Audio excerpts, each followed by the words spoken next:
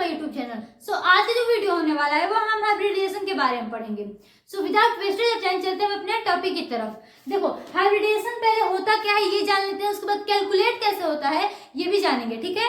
तो सबसे पहले तो the phenomena of intermixing of atomic orbitals of same and nearly same energy and thus producing hybrid orbitals of same energy and same shape is called hybridization।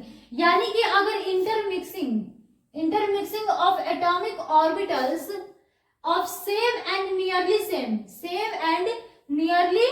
same energy, पहले दो atomic orbitals का वो same energy का होना चाहिए, उसको mix करेंगे, उसके बाद वो प्रोड्यूस करेगा सेम एनर्जी और सेम शेप को, उसको हम कहते हैं हम हाइब्रिडाइजेशन, ठीक है।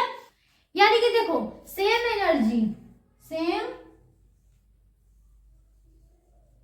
एनर्जी और या फिर nearly same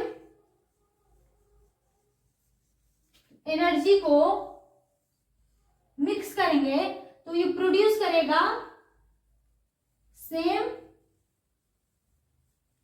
energy and same shape को। इस प्रोसेस को हम क्या कहते हैं? हाइब्रिडाइजेशन। टाइप्स ऑफ हाइब्रिडाइजेशन, उसमें steric number, hybridization, atomic orbitals, यानी कौन कौन से एटॉमिक ऑर्बिटल्स इन्वॉल्व है वो, फिर उसका शेप कैसा होगा और बॉन्ड एंगल, कितना बॉन्ड एंगल होगा, ये सब है। अभी इतना ही स्पेस था इसलिए इतना ही लिखी हूँ, उसके बाद भी और आगे बताऊंगी, ठीक है। जब स्टेरिक नंबर 2 होगा तो उसका हाइब्रिडाइजेशन क्या होगा? sp2।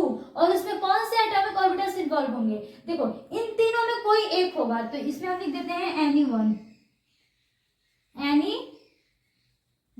या तो वो spx होगा, या तो spz होगा, या तो वो spy होगा, px p यहाँ पे y होगा, x y z, ठीक है। इसमें से कोई एक होगा, उसका शेप क्या होगा? वो लीनियर बनेगा और उसमें बॉन्ड एंगल कितना होगा? 180 डिग्री का होगा। देखो वो ये ऐसे होता है, ये हो गया हमारा 180 डिग्री का बॉन्ड होता है और ये लीनियर है ना, लीनियर है। और या तो अगर px में है, अगर x में है, x में तो ये x हो गया, अगर y में होगा तो ये ऐसे हो जाएगा, y में ऐसे हो जाएगा और यहाँ पे 180 डिग्री हो जाएगा, और z में ऐसे हो जाएगा, यहाँ पे 180 डिग्री हो जाएगा, ठीक है।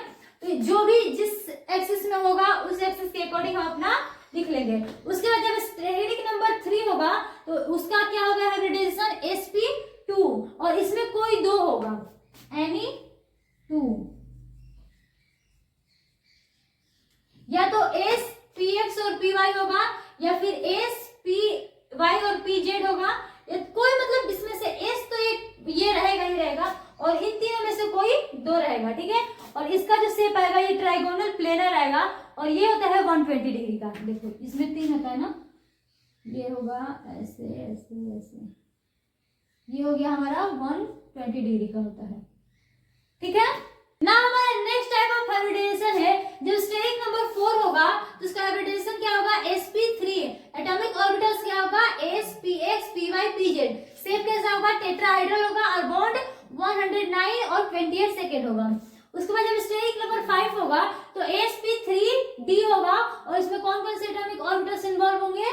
spx py pz और dz2, और इसका जो शेप होगा वो ट्राइगोनल बाइपिरामिड होगा और इसमें कितने सारे बॉन्ड है देख लेना, ठीक है।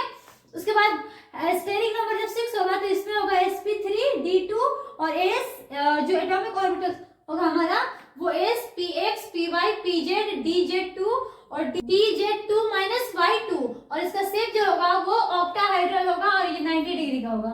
उसके बाद स्टेरिक नंबर जब 7 होगा तो sp3d3 हो जाएगा और इसमें कौन कौन से एटॉमिक ऑर्बिटल्स इन्वॉल्व होंगे? spx py pz।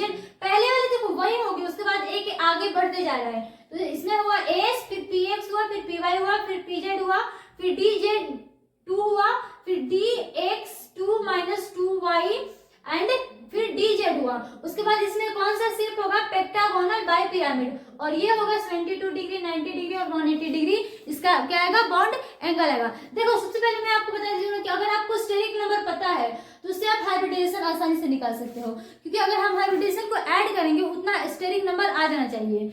जब हमारा मान लो यहाँ पे देखो 4 है, स्टेरिक नंबर है ना, तो इसमें कितना 4 होना चाहिए। तो ये एक तो P3 है, P3 और ये है S, ये 4 हो गया, तो ये क्या होगा 4, इसमें भी 5 आ जाएगा। देखो एक S है, 3P हो गया 1 और 3 कितना है, P है, P3 है और एक D है, तो ये कितना आ गया 5 आ गया। फिर इसमें भी देखो 1S है, P कितना है 3 है और D कितना है 2 है, तो ये कितना आ गया हमारा 6 आ गया। इसमें भी 1S 3P एंड 3D कितना आ गया 7 आ गया। तो जब हमारा जब हमारा स्टेरिक नंबर 2 रहेगा तो वो क्या हो जाएगा SP, जब 3 रहेगा तो SP2, 4 रहेगा तो SP3, 5 रहेगा तो SP3 और एक D आ जाएगा, 6 रहेगा तो SP3D2 और 7 रहेगा तो SP3D3। ठीक है। अब देखो हाइब्रिडाइजेशन कैलकुलेट कैसे होता है, इसका फॉर्मूला होता है नंबर ऑफ हाइब्रिड ऑर्बिटल्स। क्या होता है, अगर हम सिग्मा और लोन पेयर को ऐड कर देंगे तो हमारा हाइब्रिडाइजेशन निकल जाएगा। सिग्मा यानी कि सिंगल बॉन्ड,